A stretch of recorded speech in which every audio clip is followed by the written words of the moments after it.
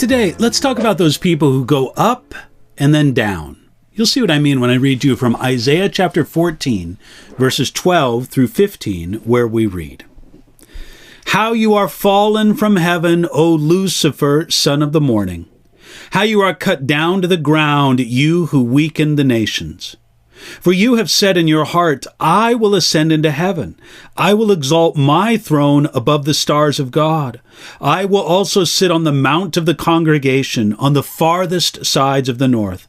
I will ascend above the heights of the clouds. I will be like the Most High. Yet you shall be brought down to Sheol, to the lowest depths of the pit." I remember one year watching the American Super Bowl, that's the football championship, and the two teams were introduced in very different ways. The first team was introduced in the customary manner, individual by individual. The second team refused any individual introduction and was merely presented as one team. That particular year, the second team won. It's a sports cliche that there is no I in team. But there is plenty of I in this passage from Isaiah, where the prophet looked at both the nearer king of Babylon and the more distant enemy of our souls. The pride, the grasping, selfish ambition, and the self-will of both beings was powerfully expressed in 5 I will statements. This expresses the essence of the self-focused and the self-obsessed life. I will ascend into heaven. That's like saying heaven will be my home and my place of honor. I will exalt my throne above the stars of God. That's like saying I will be enthroned and will be exalted above all other angelic beings. I will also sit on the mount of the congregation.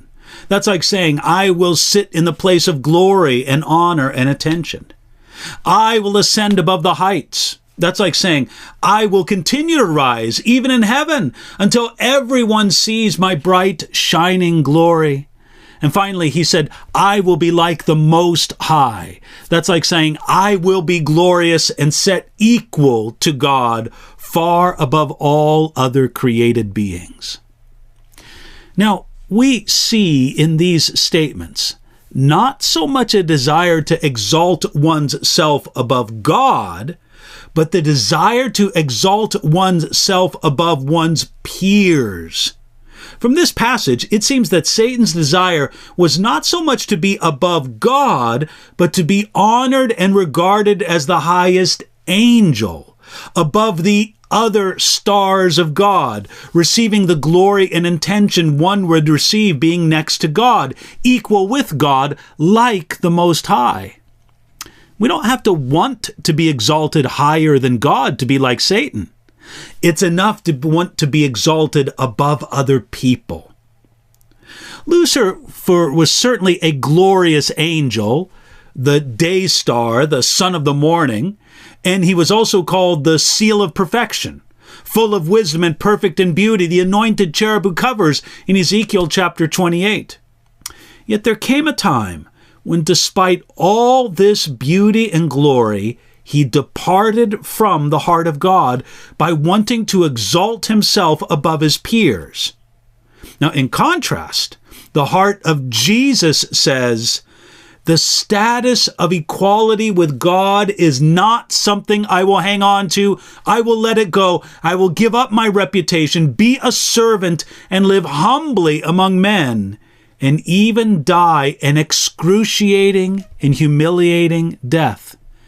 That's a paraphrase of some of the ideas from Philippians chapter 2. When Lucifer departed from God's heart, he fell from glory, and fall he did.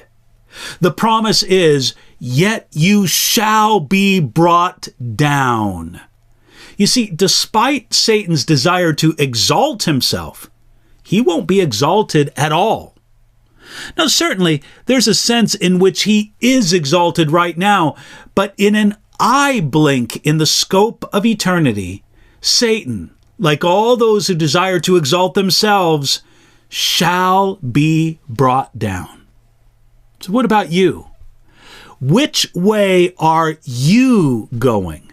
Are you going up like the others-centered Jesus, or are you going down like the self-centered Satan? Draw near to Jesus, and he'll work his humility into you. You can open yourself up to Jesus and draw near to him today.